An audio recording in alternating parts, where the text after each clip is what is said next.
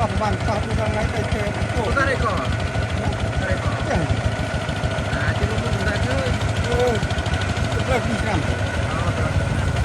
លើកគីឡូ ហ៎ លើកគីឡូនេះលើកលើកត្រកអត់ត្រកទៀត បាទ លើកត្រកគីឡូទៀតអត់លើកត្រកចឹងមិនជួយត្រកគីឡូ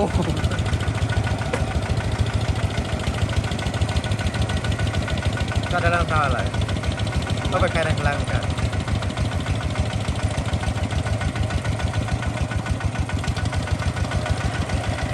បាច់យ៉ាបើយ៉ាបាយដៃស្មើបានស្មើឡបាទខ្ញុំនិយាយថាបានស្មើឡដាក់មកស្មើអាសាស្រូវនេះចូលទៅដីស្មើ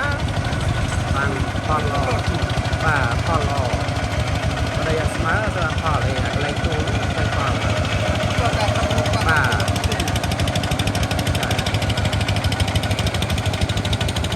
មកពុកទៅដីថា